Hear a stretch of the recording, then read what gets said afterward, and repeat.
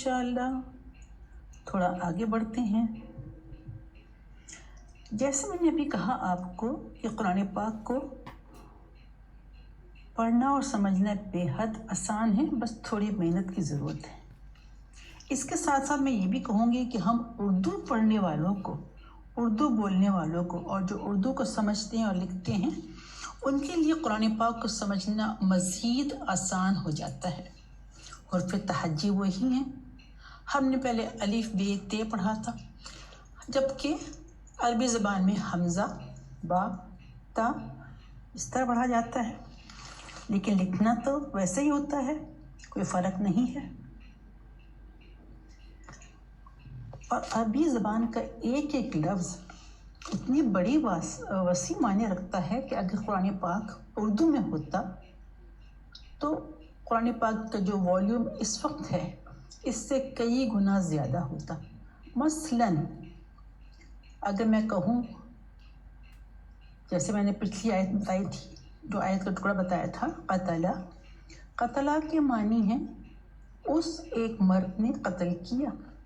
अब उस एक मर्द ने कत्ल किया, उर्दू के 7 कलिमात हो गए, इसमें अल्फाज हो गए, जबकि अरबी ज़बान के सिर्फ 3 हुर्फ़ तहज्जी इस्तेमाल हुए। अरबी ज़बान को समझने के लिए इनकी ज़बर ज़ेर पेश को, जो कि हरकत हैं और जो एराब कहलाती हैं, उनको समझना बेहद ज़रूरी है और ये आसानी समझ आ जाते हैं। बड़ी जामे और फसी व बलीग ज़बान है। एक एक लफ्ज़ में बहुत ज़्यादा मानवी वसअत पाई जाती है। मसलन हम कहते हैं सबक, और अरबी ज़बान में भी सबक को सबक ही कहा जाता है। तो सबका अगर कहा जाए तो उसके लुग़वी माने होगी आगे निकल गया। अब किस में आगे निकल गया? एक तालिब इल्म जो आज कुछ पढ़ता है, अगले दिन उस्ताद उसको कुछ और पढ़ाता है, तो इस तरह से उसकी मालूमात में, नॉलेज में इजाफा होता है और वह दिन ब दिन आगे बढ़ता रहता है। जितना ज़्यादा आप तर्जुमे पे ध्यान देंगी, अल्फाज को याद करेंगी, आपके वोकैबुलरी में इजाफा होगा। आप बेहद आसानी से इंशाअल्लाह कुरान पाक को समझने लगेंगी।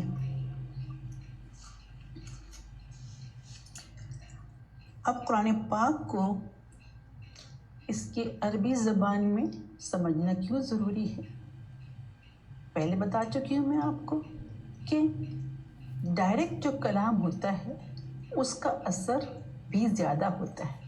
मसलन आप ये सोचें, आपको कहीं जाना है, आपने अम्मी से कहा कि अम्मी मेरी दोस्त की फ़ला दोस्त की यहाँ शादी है या मेहंदी है या कोई दावत में जाऊँगी। अब वो फंक्शन ऐसा है जो कि रात का है या देर का है या दूर का है। आपकी अम्मी कहती हैं कि नहीं, अपने अब्बा जान से पूछो। अब आपकी हिम्मत नहीं पड़ रही, आपकी हिम्मत नहीं होती कि आपके अब्बा जान से बात करें।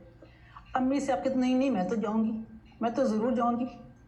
आप कहीं जाने नहीं देती, आप अम्मी के आगे ज़िद करती हैं। अम्मी कहती भाई मुझे मत पूछो, बस जो करना है करो, अपने अब्बू जी से पूछो। अब आप चुप हो जाती हैं।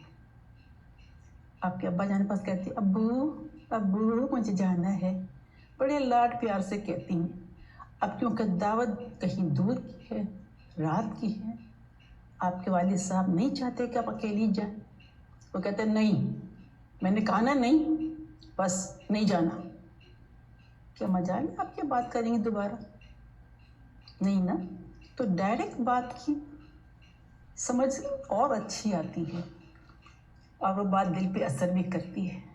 तो अल्लाह ताला का कलाम, जो कि अल्लाह ताला ने इतनी प्यार और मोहब्बत से हमारे लिए नाजिल किया है, जिसमें हमारी ज़िंदगी के हर पहलू को उजागर किया गया है। कुरान पाक में क्या नहीं मिलता? सब कुछ मिलता है। اس طرح سے بات کریں گے تو بات لمبی ہو جائے گی۔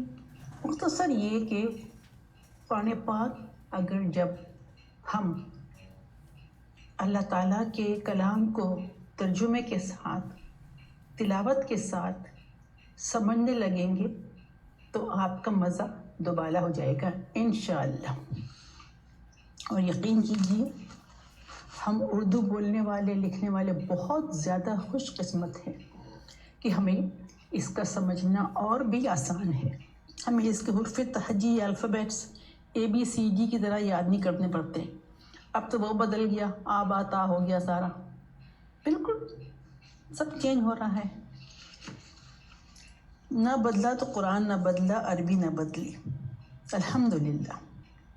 ہمیں اس بات پہ اور ہی شکر کرنا چاہیے کہ الحمدللہ ہم اردو پڑھنے والے ہیں اور اردو کو بہترین طریقے سے سمجھتے ہیں۔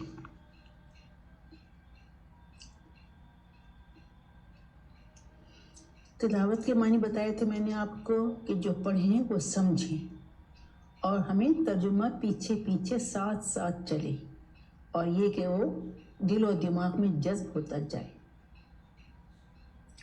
اب قرآن پاک کو سمجھنے کے لیے ہی ہم نے عربی زبان سیکھنے کی خواہش یا تمنا کی ہے۔ اب اس کے لیے ضروری یہی ہوگا کہ آپ روز کا سبق روز پڑھیں گے۔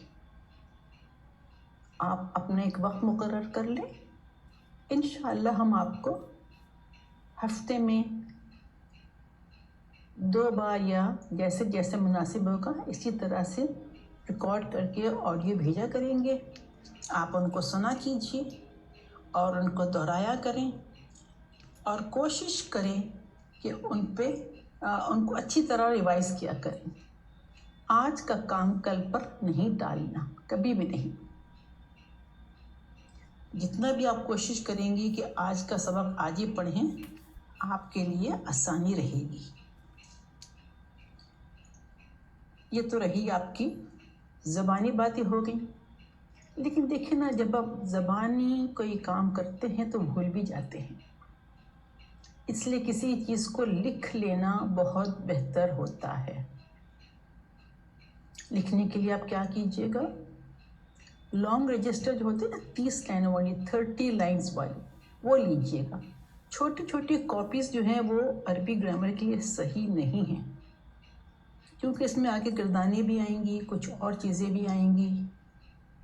آپ کو ہر پیج پہ کچھ زیادہ یا سمجھو کچھ زیادہ لکھنا تو نہیں پڑے گا، لیکن ایسی چیزیں آئیں گی جو آپ کو چاہیں گی کہ ایک ہی پیج پر ہوں۔